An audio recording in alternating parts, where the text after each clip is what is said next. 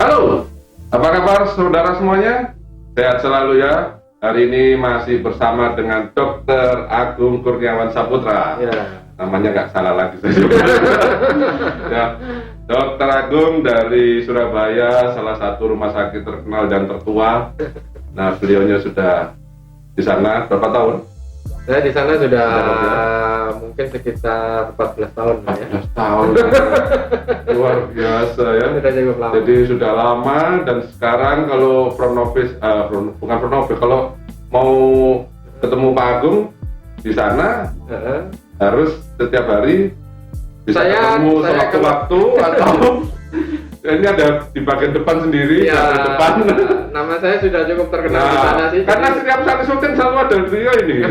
Ya sekarang tak culik gitu kan, karena betul. pas mampir di rumah, oh, Pak Agung, lagi-lagi gitu ya, kita langsung podcast lagi gitu ya. Ini silahkan bincang santai aja. Bincang santai. Karena menyiasati terakhir-terakhir ini Pak Agung tentang hoax ini loh, yang saya ingin supaya diluruskan.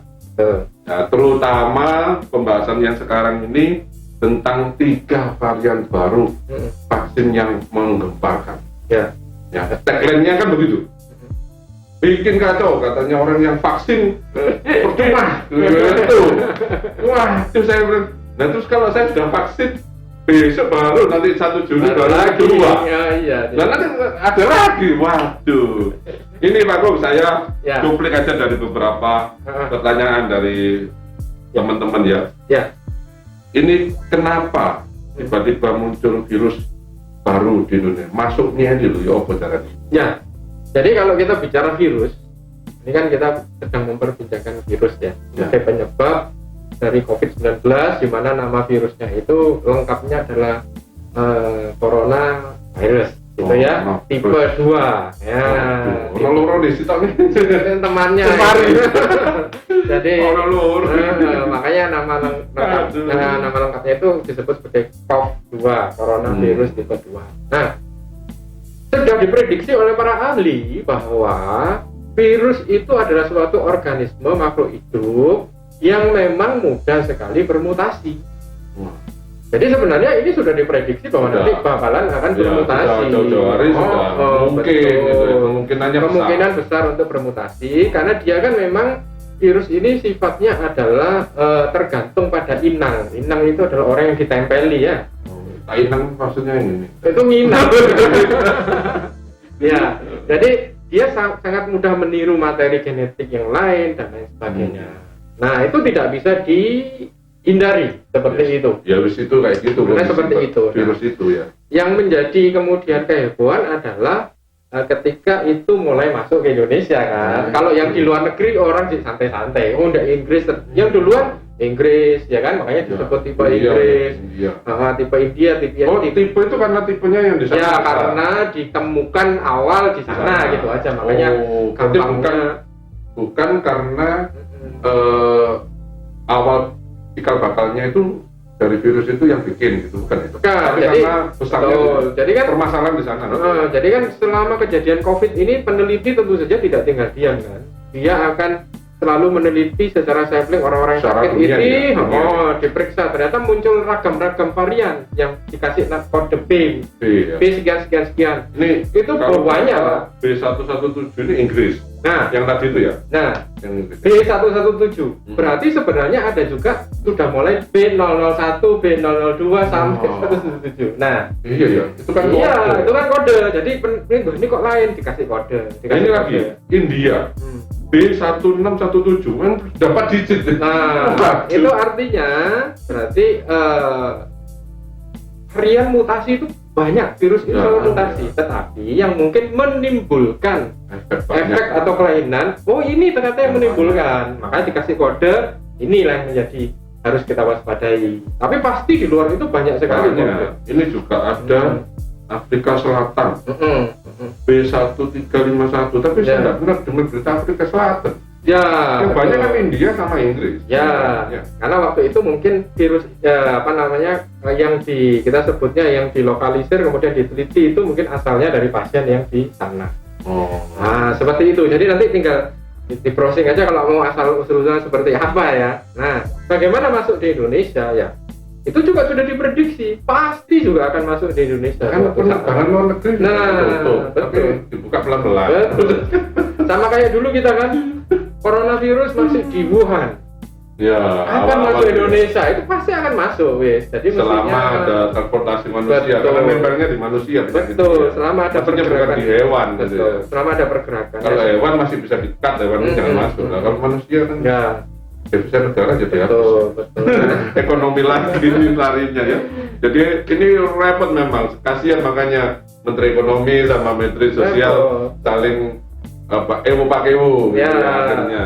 Jadi ya. repot mau membatasi nanti ekonominya terbatas, mau membatasi penerbangan nanti nggak jalan. Mungkin ini kita harus tahu lah itu. Berarti pemerintah ini sudah pusing gitu ya. Sudah pusing. Sudah pusing sebenarnya. Jadi sebenarnya tugas kita adalah membantu ya. Bukan malah mencari hoax-hoax yang disebarin yang nggak jelas. Waduh. Jadi kayak yang varian baru ini kan menurut kabar dan rilis dari media resmi kan memang muncul salah satunya dari masuknya para pekerja migran dari luar negeri ya. Jadi para rekan-rekan kita yang sudah selesai tugasnya di sana kemudian kembali lagi ya. Orang yang sudah selesai kerja kembali lagi ya masa nggak diterima? Nah, dulu juga ada tes-tesan ya. Iya betul. Betul kan? Dulu awal-awal kan nggak ada tes. Ya sekarang terakhir aja dong. Karena kan disambutkan. Kok gak dulu dites gitu? Ya kan dulu belum ada alat ya. Belum modern ya. Nah, dulu kan mungkin karena baru tahu masih bingung mau ngapain. Alat untuk tesnya bagaimana? Ya. Belum muncul kan ini ke saya. Dulu kita kan cuma disuruh pakai masker. Awal-awal belum. Iya kan? Namanya PCR atau swab itu kan awal-awal kita. Nah iya, itu jangan disangkut-sangkutin, jangan dibawa. Waduh, itu kadang-kadang diputer.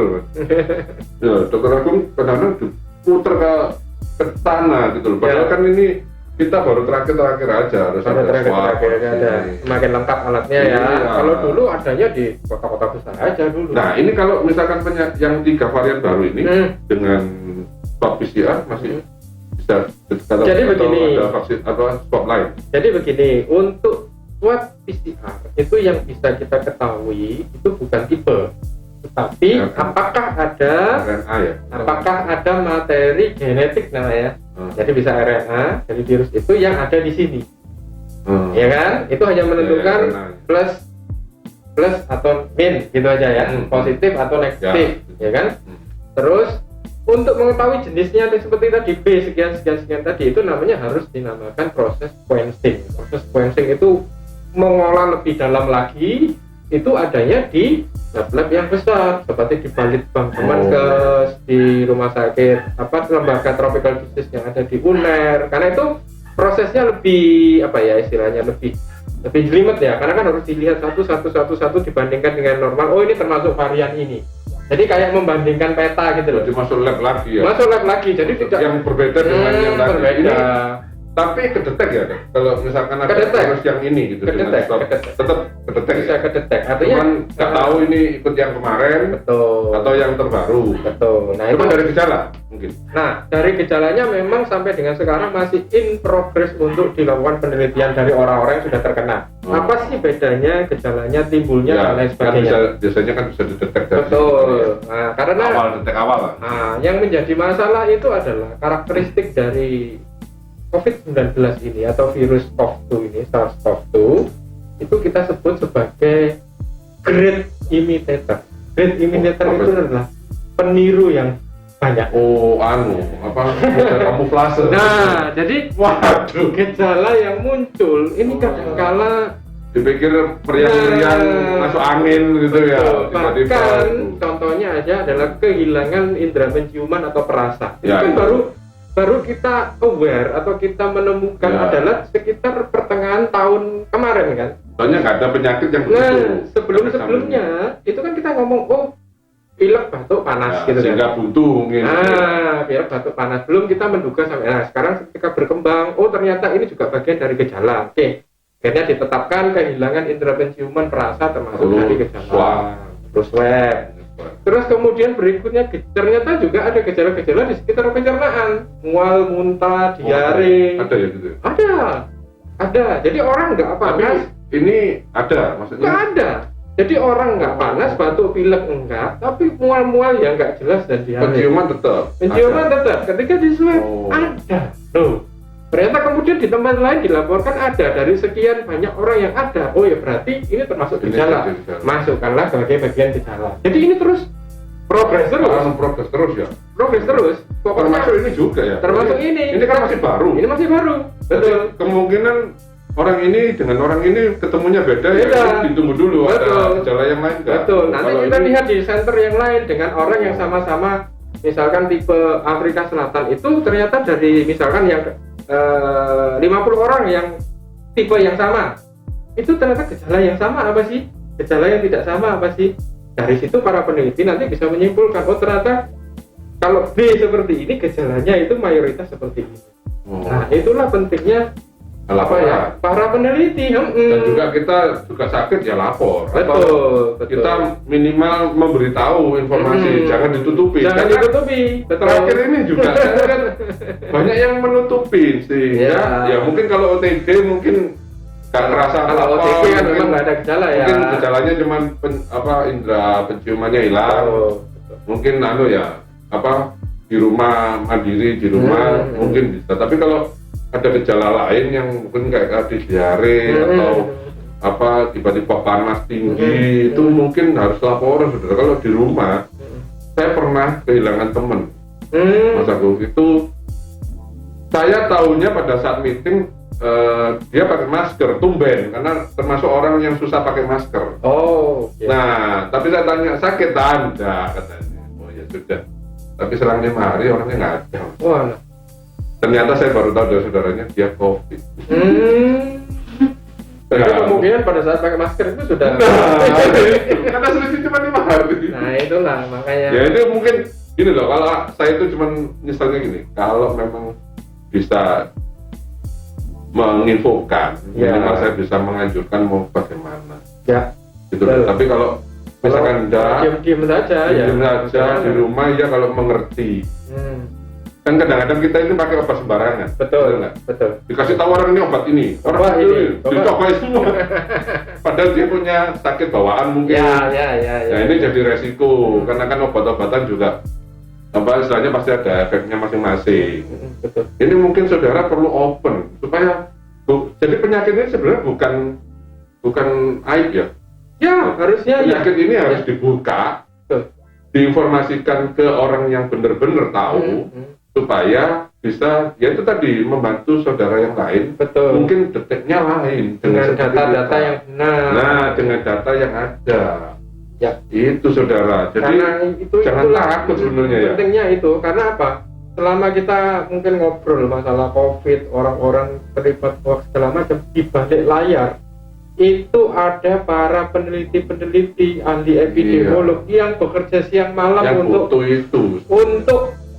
membantu kita yang di depan para dokter untuk iki loh ternyata ininya gejalanya ini loh ternyata karakteristik yang baru. Nah baru setelah itu kan peneliti yang lain bisa melanjutkan karakteristiknya seperti ini berarti nanti tata caranya seperti harus diatur. Jadi seluruh dunia para ahli ini ya tidak berhenti siang dan malam untuk informasi belakang ditaruh di channel kan ya. Minimal gitu. Dokter dulu setuju, nanti saya coba cari teman-teman yang bekerja COVID. Betul. Nah itu minimal bisa saya ajak terus nanti kayak mungkin gugus tugas dari daerah sini saya bawa juga. Jadi istilahnya ini menjadi jembatan lah ya supaya orang yang kemarin yang sudah pernah COVID saya ajak cerita. Ada yang petugas, nah seperti keteradungan dokter, nanti mungkin saya dari gugus tugas ajakmu, bila perlu Pak Lurah atau supaya kita gerakan ini jadi informasi, bukan menjadi ketakutan. Walaupun memang ada yang sakit, tapi katanya langsung drop. Ada nggak? Ada. Begitu kena itu langsung benar-benar langsung nggak bisa napas. Betul, ada. Karena kan tadi saya sampaikan bahwa penyakit ini mempunyai karakteristik yang baru yang memang setiap saat bisa berubah dan memang dalam proses penelitian kita nggak pernah tahu sama sekali loh penyakit ini sebelum-sebelumnya ya. Nggak ada munculnya gejalanya, progresnya gimana dan segala macam kan semuanya serba tidak terduga dan dan kita harus mengikuti itu. Betul, dan kita harus kadang-kala dokter-dokter yang bekerja langsung di area merah atau di tempat perawatan isolasi itu sampai kaget-kaget, kok gejalanya seperti ini, tiba-tiba kemarin tidak apa-apa sekarang langsung ngedrop sekali dan lain sebagainya.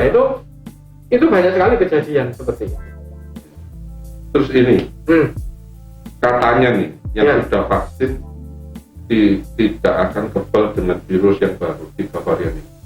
Yang sudah vaksin kemarin. Yang istilahnya sudah pakai Sinovac, sudah pakai AstraZeneca. Nah, apakah dengan virus baru ini yang mutasi ini, itu menurut kata-katanya banyak orang nih ya, yang hoax yang muncul, itu vaksin wis gak dibutuhno. Gak bisa membentengi katanya. Virusnya ganti-ganti terus. Nah, karena virusnya lebih pinter gitu. Virusnya lebih pinter. Jadi yang ini buat ngatasi yang kemarin gitu. Nah, ini bener apa enggak ini? Jadi begini. Bagaimana? Sepinter-pinternya virus, pasti Tuhan itu pasti akan kasih jalan ya. Bagaimana manusia menemukan solusi-solusi terhadap permasalahan seperti ini. Nah, jadi seperti itu. Jadi kalaupun misalkan muncul mutasi dan lain sebagainya,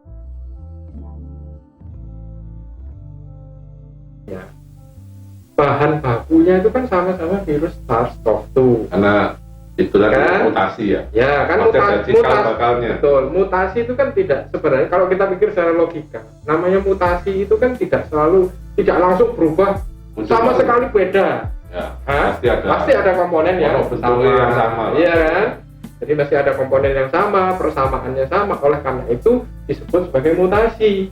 Kalau yang benar-benar berbeda, yaitu namanya nanti pasti akan dikasih nama yang berbeda sama sekali, bukan termasuk golongan yang berbeda. Yes. Genetiknya, karena sudah sangat berbeda spesialnya mungkin ya. Jadi artinya apa? Artinya vaksin-vaksin yang selama ini ada itu minimal masih bisa memberikan perlindungan bagi kita terhadap serangan virus.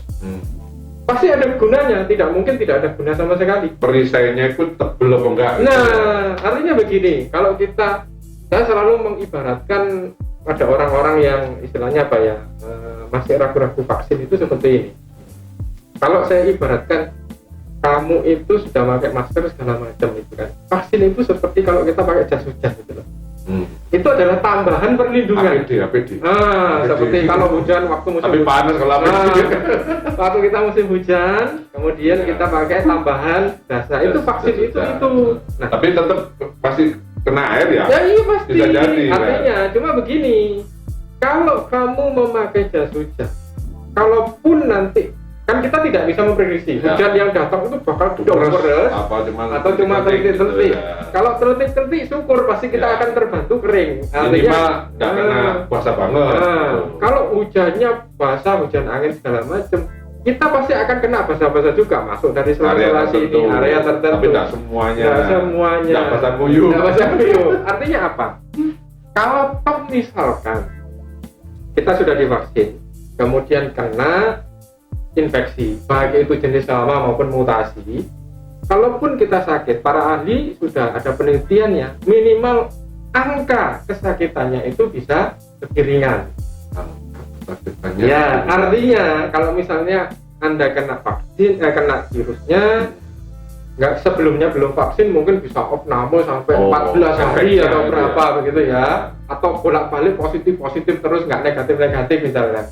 Dengan vaksin itu minimal misalkan ya hari ini positif, kemudian 5 hari lagi dicek, ternyata negatif. Artinya tingkat infiltrasi virusnya itu bisa. Ya kayak tadi kan berarti istilahnya nggak terlalu basah kuyup. Basah ya basah, kena basah. Ada pertahanannya. Nah ini apakah tersangkut dengan antibodi?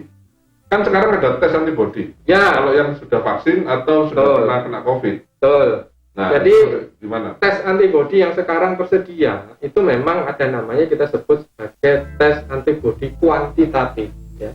Semuanya ya? Kuantitatif ya. Semuanya atau macam-macam? Sementara masih cuma satu itu saja. Nah, tes antibodi kuantitatif yang kemudian dia bisa, karena namanya kuantitatif, dia mengeluarkan angka itu namanya tingkat antibodi yang ada di situ. Cuma memang kita akui bahwa ini adalah masih in progress penelitian.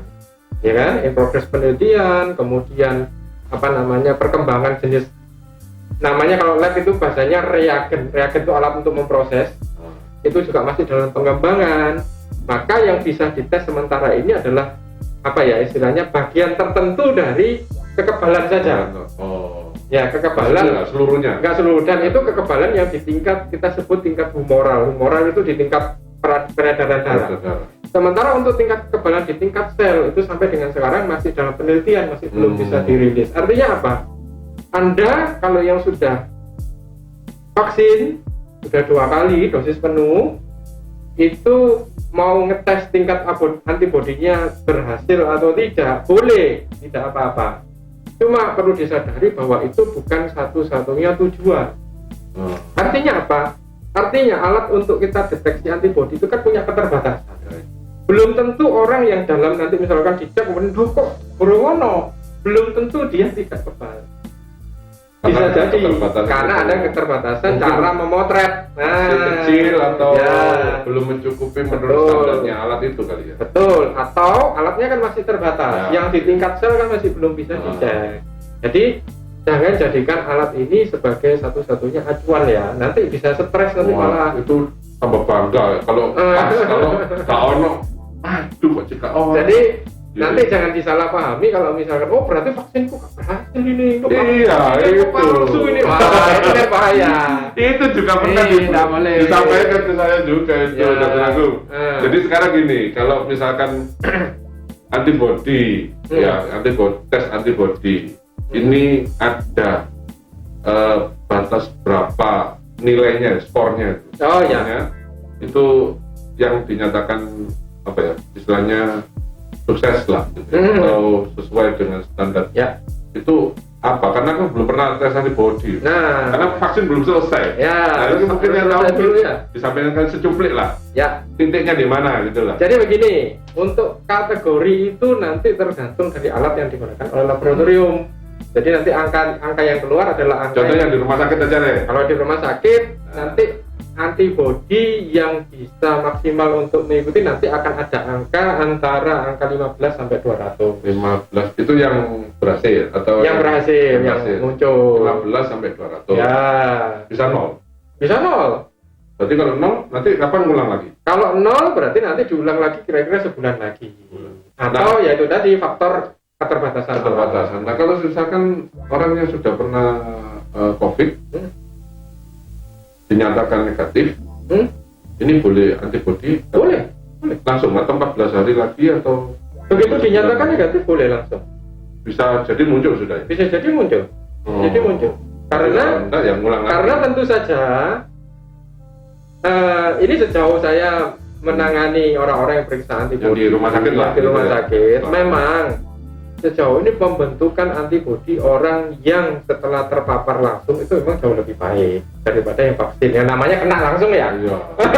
Tapi ya siapa mau kena langsung. Itu soalnya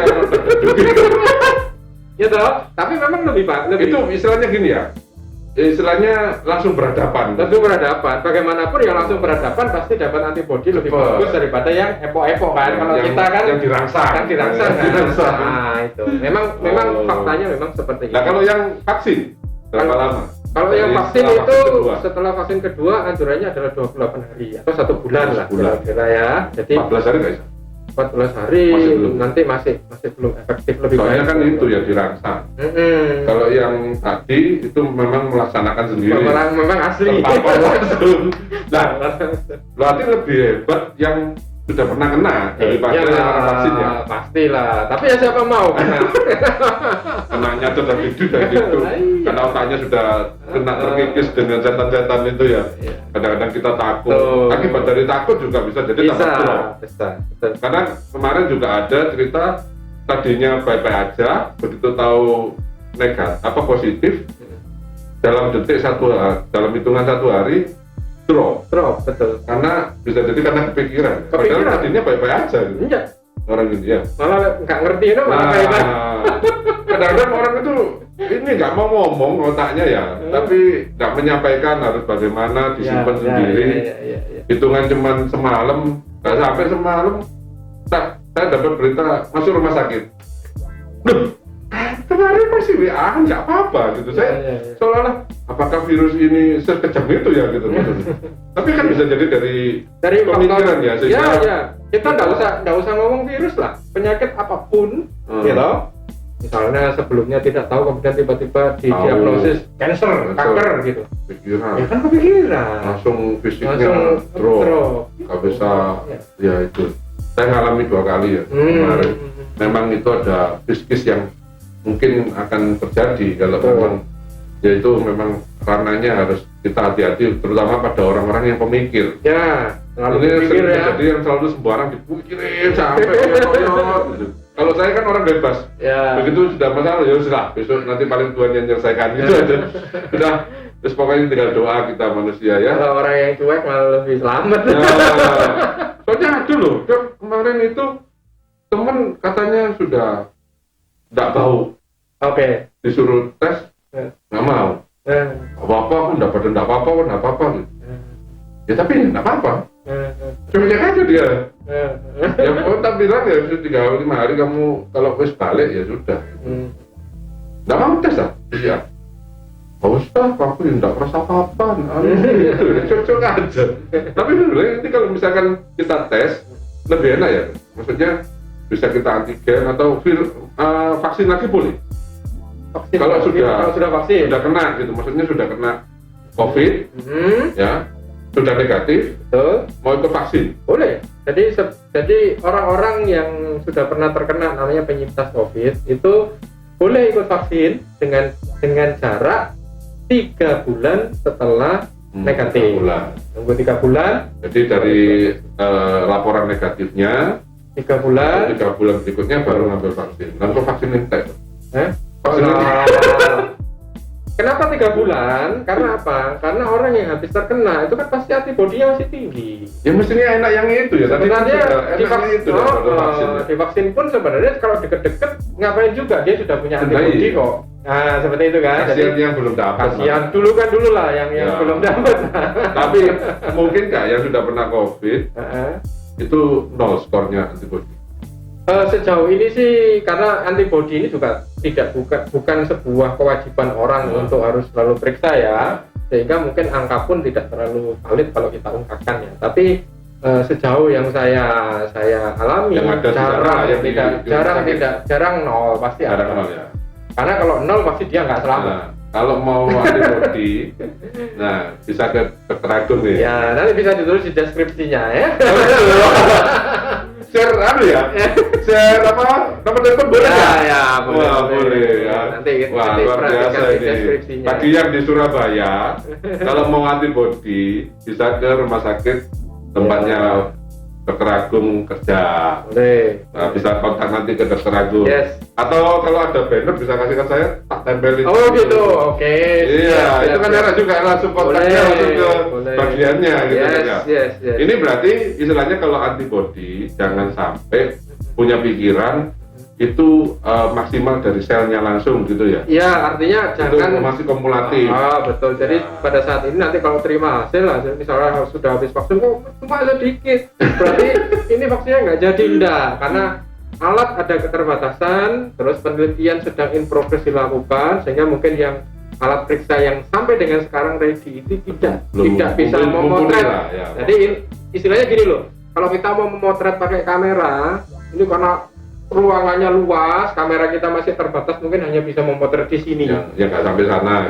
Padahal mungkin di sana ada, tapi tidak terekam. Jadi nanti mungkin ada landscape. Nanti ada pengembangan lagi. Oh, ternyata bisa semua, bisa panoramik dan lain sebagainya. Ibaratnya seperti itu. Jadi tetap kalau memang sudah lebih enak kalau sudah pernah kena COVID, antibodinya pasti terbentuk bagus daripada yang sudah vaksin. Tapi sudah vaksin pun juga masih bisa menjaga dari yang 3 virus ini. Ya, bisa. Tapi apakah itu saya tidak akan terserang? Ya rasanya nggak ada jaminan. Nggak ada jaminan. Walaupun siapapun virus yang sekarang aja juga. Walaupun virusnya nggak generasi, ya pasti ada kemungkinan. Iya, tadi kan itu juga kan bisa jadi yang virus yang lama kita vaksin belum selesai. Ada yang juga kemarin itu besok mau vaksin terakhir, vaksin kedua. Karena kena, ya ada banyak betul. Loh, kok kok bisa Pak, dari mana? Dari PRT, ART, ya. baru pulang. Betul. Terus saya bilang, Ya. nah ini kalau gini gagal atau ini harus diulang lagi? Oh iya, kalau dia biarkan. Kalau kondisi seperti ini ya, jadi vaksin pertama, kemudian sebelum Kena vaksin COVID. kedua kena COVID, ya dia nanti ikut regulasi orang-orang penyintas. Jadi nanti begitu dia negatif, tunggu 3 bulan, kemudian bisa divaksin lagi yang terakhir. Itu kalau dia nyumbang kayak donor Ya. itu bisa lebih baik. Jadi begini, untuk donor plasma konvalesen namanya untuk COVID itu memang salah satu indikatornya adalah antibodinya harus cukup ya. Jadi memang sebelum diambil darah memang akan dicek antibodi tadi. Nah, untuk mengetahui cukup baru diambil darahnya. Berarti tesnya harus di PMI. Ya, jadi PMI itu prosedur sebelum diambil darah harus dipastikan semuanya. Berarti 1 hari sebelumnya berarti Ya, dilakukan dulu. Betul. Terus baru dapat panggilan, memenuhi syarat, baru data. data. Tapi tidak boleh minum obat-obatan yang Ya, murah. nanti ada regulasinya tertentu lah, sama seperti donor darah seperti. Berarti kalau yang kita COVID itu bisa donor. Donor ini bermanfaat buat orang-orang yang sakit. Orang-orang yang sakit parah lah. Sakit parah, betul. Tapi buat diri sendiri. Apakah nanti antibodi bisa timbul lebih banyak lagi? Oh, enggak. Atau sama aja? Sama saja. Cuman itu kalau saya lihat kan alatnya itu dipisahkan darah sendiri. Iya. Jadi darahnya bisa masuk lagi. Iya. Jadi itu kan dipisahkan plasma. Kita yang diambil adalah hanya plasmanya saja ya. Makanya plasma itu kan komponen salah satu komponen dari darah. Itu saya lihat, wah keren alatnya. Jadi kita disuruh pompa darah supaya darah merahnya masuk, plasmanya yang diambil. Betul. Itu saudara, jadi jangan takut juga kalau mau. Nah kalau penyintas langsung ke PMI langsung. Betul. Nanti ditanyakan di setiap rumah sakit ada. PMI karena sejauh ini tetap harus ke sana ya. Karena alat processingnya segala macam yang mempunyai hanya PMI ya. Masih mahal mungkin ya. Ya. Bisa kayak gitu bisa. Maksudnya nggak hanya sekedar ngambil darah. Betul. Sebenarnya nggak seperti donor biasa. Kalau donor kan ya. Iya. Saya gitu pikir tuh gini. Donor diambil terus disampling di lab. Ternyata ada alatnya sendiri.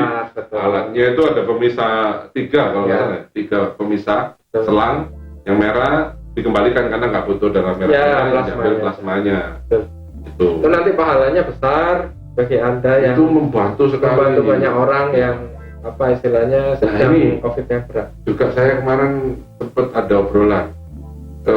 Plasma ini kan katanya kalau beli mahal. Beli atau karena proses di PMI-nya yang mengindikasikan jadi harus beli. Ya, artinya begini. Kalau kita pun misalkan istilahnya membutuhkan kan, secara prinsip darah itu kan tidak boleh diperjualbelikan. Ya. Prinsip. Jadi sebenarnya kalau misalnya kita lagi butuh darah apapun termasuk plasma konvalesen dan ada penggantian biaya, itu adalah sebenarnya wujud mengganti ongkos pengelolaan, penyimpanan, sama processing kan, pengelolaan proses kan alat juga butuh diproses, butuh kantongnya, nyimpennya juga tidak boleh sembarangan, suhu tertentu. Juga muter berapa kali? Nggak bisa sekali jadi kok nyetak. Betul. Dan itu investasi kan, artinya bukan darahnya yang dijual, plasma konvalesennya yang dijual, tapi itu ongkos mengganti processing penyimpanan. Ya itu mungkin perlu juga diedukasi lagi nih. Betul. Bahwa kalau ke PMI jangan bilang beli darah.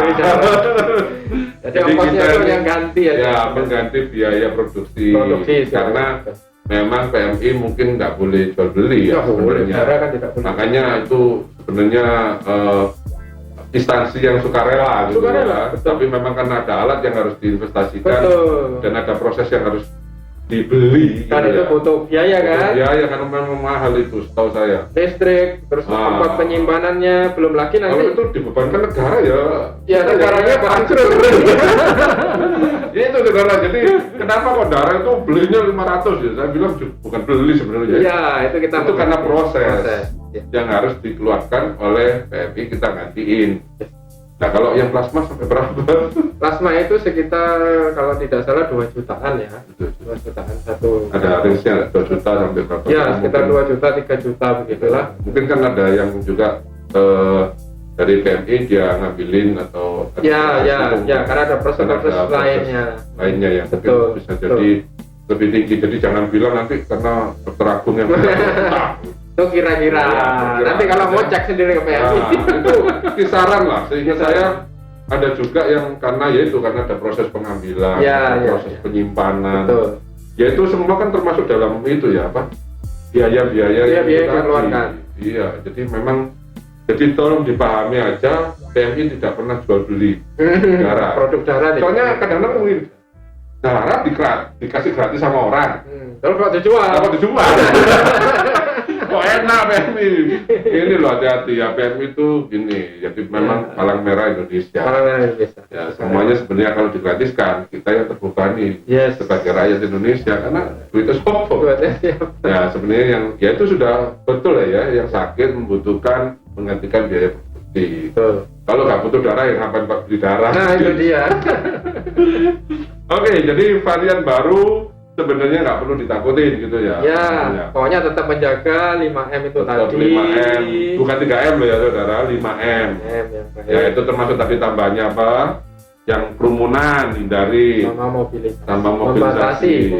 Ya, membatasi. Kalau tidak perlu banget ya nggak usah keluyuran, nggak usah itu kerumunan. Keempat sama kelima. Selain kita tetap, makanya hari ini kita tetap pakai masker, tetap menjaga jarak, ya. Jadi yang terakhir ini Dokter Agung, untuk kita supaya tidak menghindari dari tiga varian baru ini, apakah dengan 5 ini aja atau kadang-kadang kan gini, ada yang mungkin harus berinteraksi dengan orang luar, yang dari luar negeri, mungkin turis atau apa yang kita nggak mau, kan sekarang masih sudah boleh dibuka kan beberapa negara. Nah, apakah kita takut itu semua sehingga kerjaan jadi nggak punya? Kan mungkin profesinya tour guide atau apa. Nah ini cara hindarinya bagaimana? Atau ya sudah, kalau perlu takut, yang pokoknya kamu jalanin 5 aja, ya wis beres. Gitu. Kalau virus apapun kan bisa handle. Ya. Jadi sebenarnya kalau kita sebagai orang awam sehari-hari ya sebenarnya tidak terlalu berpengaruh ini virus mutasi apa dan segala macam. Toh kita pun juga nggak bisa ngecek.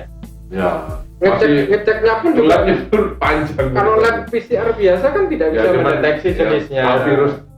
Pokoknya virus. Artinya entah itu mutasi ataupun nggak mutasi, maka prosedur yang protokol kesehatan tetap sudah diwajibkan ya tetap harus kita lakukan semaksimal mungkin, sekonsisten mungkin. Itu adalah itu yang susah. Jadi pertahanan yang paling baik yaitu jadi 3M plus menjauhi kerumunan dan mobilitas. Pertanyaannya sekarang, kalau kita kerjanya di kerumunan, kerjanya harus mobile. Bagaimana dong? Ya sudah, kalau memang pekerjaannya seperti itu, ya yang perlu diingat dari kita adalah ya kita itu tadi konsisten 3M-nya jangan dilepaskan. Jadi artinya misalnya jadi kalau kita sekarang ada namanya konsep namanya ventilasi, durasi dan jarak. Mungkin sekalian nanti untuk menutup ini dan edukasi bagi rekan-rekan ya. Jadi bagi orang-orang yang memang terpaksa harus berkerumun karena pekerjaannya, ada ya gitu. Atau mobilitasnya juga tidak bisa ya. Seperti kayak sales SPG nggak mungkin nggak mobile. Ojol nggak mungkin. Maka ada yang disebut konsep ventilasi, durasi, jarak atau VDJ. Artinya apa? Kalau kamu terpaksa berkerumun, pastikan ventilasinya bagus. Berarti outdoor atau kalau memang ada pilihan outdoor, pilihlah outdoor. Makanya kawinan juga outdoor. Agar ventilasi bagus. Karena kan kalau dengan ventilasi yang bagus kan istilahnya kita sebut sebagai virus load atau virus yang ada di udara. Ini kan otomatis akan lebih cair, berkurang ya. Tingkat kerapanannya mengurangi. Virus itu mendung. Nah, di situ istilahnya. Nah, kalau misalkan terpaksa ventilasinya ini tidak terlalu bagus, ingat durasi. Durasi artinya kita tidak boleh lama-lama. Berapa lama ini? Durasinya apa ya distandarkan? Gitu. Misalkan tidak boleh lebih dari 30 menit atau 1 jam misalkan. Jadi kayak kayak rapat-rapat di dalam ruangan Ya, ber-AC itu nggak boleh lama-lama sekarang. Soalnya kan sekarang tambah ompep ini. Ya. Setiap hari ompep. Nah betul. Atau dalam ruangan. misalnya kayak di kantor saya, kalau ruangannya ber-AC ya pagi ketika masih sejuk bukalah semua jendela. Biar ada pergantian ventilasi Ya, toh. ventilasinya. Nanti sekira-kira jam-jam 9 sudah mulai panas, boleh nanti ditutup, Betul. AC mulai jalan. Kira-kira seperti itu. Jadi istilahnya ada yang dibuka lah. Ya, biar sampai selalu tertutup terus. tertutup terus. Kan memang kalau kantor kan ditutupi terus. Ya, apalagi yang Ya, kalau di dulu, gedung ya perkantorannya ya. tertutup terus. Yes. Itu kalau di sekarang kan ada yang apa itu namanya diuap. Di apa namanya? Apa jenenge ya? Desinfeksi. Ya, disinfeksi tapi yang uap. Ya, Maksudnya ya. enggak ada tetesan air. Boleh enggak apa-apa secara berkala. Antisipasi boleh, juga ya. Antisipasi. Ya. Jadi artinya misalkan nih punya alat tersebut berarti nanti sekitar jam 5 kan pulang semua Ya. menjelang pulang seperti terus ditutup tinggal. Nah, itu bagus. Jadi Besok paginya dibuka semua dulu biar udara berganti. Kemudian nanti baru nyalakan AC tutup. Nah, terakhir jarak. Iya. Tetap menjaga jarak walaupun ada di dalam ruangan tertutup. Artinya kursinya harus diatur, nggak boleh dempet-dempet, ya kan? Wah, Nah, ini. jadi kalau misalkan Anda mempunyai acara di restoran atau di mana, ya berarti nanti makannya juga harus diatur tempat duduknya biar bisa. biasanya di buletan itu 10, Sekarang 5. dicarangi. Ya, betul. Terus bikin acaranya jangan kesuwen. Singkat padat jelas. Makanya itu kemarin banyak manten ya, pernikahan yang dibatalkan. Iya. Kan malah ada yang sudah pas hari hanya itu gugus tugas datang disuruh buyar. Iya. Karena ada kerumunan. Ya. Betul. Jadi itu sebenarnya ya tidak boleh disalahkan gugus tugas yang melaksanakan itu ya, Dok. Ya, betul, Kalau betul. mestinya ya kita yang menyadari. Kita menyadari kita harus ngatur. Seharusnya gitu. Jadi ya. harus IO-nya ya harus dijelaskan bahwa Iya. nanti kamu harus ngatur tempat untuk makan. Lebih baik kalau sekarang modelnya dulu modelnya kan prasmanan. Terus mana? Ya sekarang Kotaan. sebisa mungkin dihindarkan kotaan. Jadi pulang langsung ke bawah gitu. Betul, itu sungguh sangat. Dan ini biasanya kan gini, karena mungkin IO-nya bilang pokoknya sudah tak siapin cuci tangan. Nah, itu harus dicek sama Iya, IO. iya. Tapi yang lain dilupakan. Terus Pokoknya sudah ada proses. pas satgasnya datang pas rame-ramenya. Nah, itu akhirnya dibuyarkan saudara. Jadi sebenarnya bukan salah satgasnya. Ya. Ya, tapi kesadaran kita lah yang harus kita harus benar. betul. Misalnya gini, walaupun IO-nya begitu, ya tolong diingatkan IO-nya. Betul. Saya maunya makan ini terjadi gini. Jangan sampai jadi penyebaran COVID. Betul. Jadi kita Ini makanan makanan seleksi, kotaan. seleksi Gitu ya. tamu juga kan? Ya. Yang boleh scanning. datang siapa? Ini masih tetap ya, tetap harus dilakukan scanning suhu. Terus nggak usah pakai foto-fotoan juga. Foto mepet-mepet, foto selfie gitu ya. Ya jadi memang itulah Iya. di era ini memang benar-benar pandemi COVID ini memang benar-benar Pola pikir merubah banyak norma. Iya. Maka disebut sebagai new norma ya. Pola pikir juga berubah ini, Berubah. Hasan. Jangan menyalahkan pemerintah terus. Betul. Kitanya ini yang harus nyadari, ya. Karena kalau saya lihat dari obrolan tadi kan sebenarnya pemerintah sudah melaksanakan, tapi kita nggak menyadari itu, seolah-olah kayak kita ini jadi dilarang. Ya. Betul. Iya dong, jadi pelarangan. Betul. Nah kalau pemerintah ngelarang terus aku berontak. Nah. Akhirnya ya kak selesai gitu penyakit. Ya, jadi sebenarnya filter itu tetap di diri Iya, kita ya. Jadi sebenarnya kita yang menyadari bahwa pemerintah ngasih portal itu ya karena supaya kita lebih baik. Nah tugas kita yang nyadarin, ya itu tadi, boleh nggak bikin hajatan ya boleh, Boleh. tapi ikuti Protokol protokolnya kesehatan. tadi yang 3 tadi ya. Ya. Jadi kalau bisa ya di outdoor, jangan ventilasinya biar indoor. Kan mumpung musim kemarau, jadi enak peta kebun gitu ya. Betul. Jangan di dalam ruangan. Beberapa hotel sudah menyediakan paket-paket Ya, seperti itu. terus mungkin tamu yang tadinya jumlah banyak mungkin Disortir ya. diparuh pagi siang Bisa tapi juga walaupun gitu. disortir dipilih, tapi kalau mau transfer buan ya Ya. apa ya. Yang penting kan ikuti. Jadi nanti di undangannya bisa ditulis. Ya, Nggak bisa bahwa- datang nggak apa-apa. Ya, kadang-kadang Tapi nggak tetap benar kirim ya, ke- Boleh juga itu ide bagus ini dari dokter Agung. Lebih ringkas gitu ya. Iya dong. Yang penting cuma pestanya atau bukan pestanya, pokoknya memberkati. Memberi restu ya. Merestui, memberikan restu. Sip. Ya, itu pesannya. Jadi tetap kita harus menyadari, jangan sampai kita menyalahkan pemerintah tapi kita nggak sadar-sadar. Yes. Ya, jadi kita harus saling menyadari, lakukan tadi 3M, sama-sama saling mengerti satu sama lain. Saya juga sama Dokter Agung juga masih pakai masker, masih jaga jarak, ya. Jadi kita ya nggak serta-merta seenaknya gitu ya. Jadi tetap menjadi disiplin diri kita sendiri, jangan sampai kita menyalahkan yang lain, ya. Oke, sampai di sini dulu. Terima kasih Dokter Agung. Terima kasih. Ya, sampai jumpa lagi di video-video berikutnya.